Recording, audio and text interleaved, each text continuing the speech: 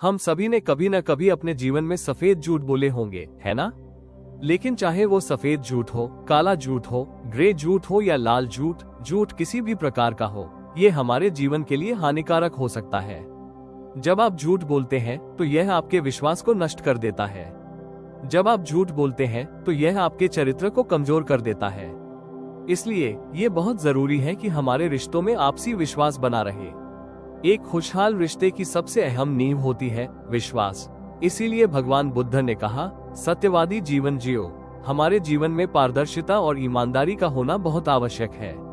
यही कारण है कि हमें सबसे पहले झूठ से बचना चाहिए। अब विभाजनकारी वाणी का क्या अर्थ है? विभाजनकारी वाणी का मतलब होता है शब्दों के माध्यम से लोगों के बीच मतभेद पैदा करना या किसी के खिलाफ दूसरों को भड़काना।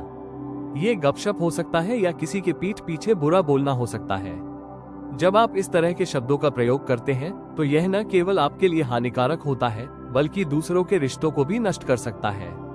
अधिकतर हम ईर्ष्या या क्रोध की भावना से ऐसी बातें बोलते हैं। इसीलिए भगवान बुद्ध ने कहा, विभाजनकारी वाणी मत बोलो, ये हमारे जीवन और समाज के लिए हानिकारक है।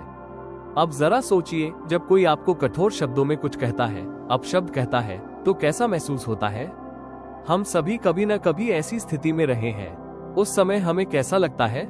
हमें दुख होता है, हम निराश हो जाते हैं, हमारा आत्मविश्वास कमजोर हो जाता है। इसीलिए भगवान बुद्ध ने कहा, अपनी वाणी से किसी को नीचे मत गिराओ, क्रोध में आकर कठोर शब्दों का प्रयोग मत करो। यह आलोचना, अपमान और कटाक्ष करने से संबंधित है।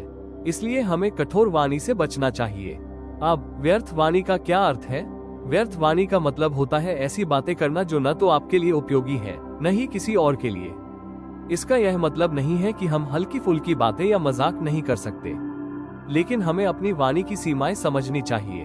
हमें ये जानना चाहिए कि हमारी बातें कब अनुपयोगी हो रही हैं। जब हम अपने शब्दों का सही उपयोग करते हैं तो हम अपने जीवन में सकारात्मकता ला सकते हैं और दूसरों के जीवन में भी। इसलिए बुद्ध ने कहा कि हमें व्यर्थ वाणी से बचना चाहिए।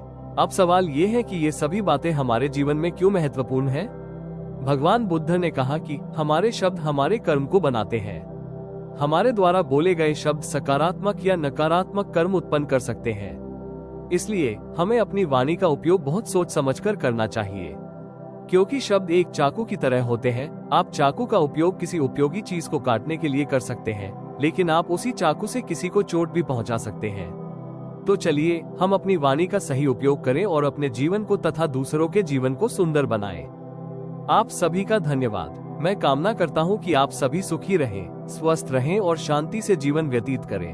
और इंस्पिरेशनल स्टोरी 06 को सब्सक्राइब जरूर करें।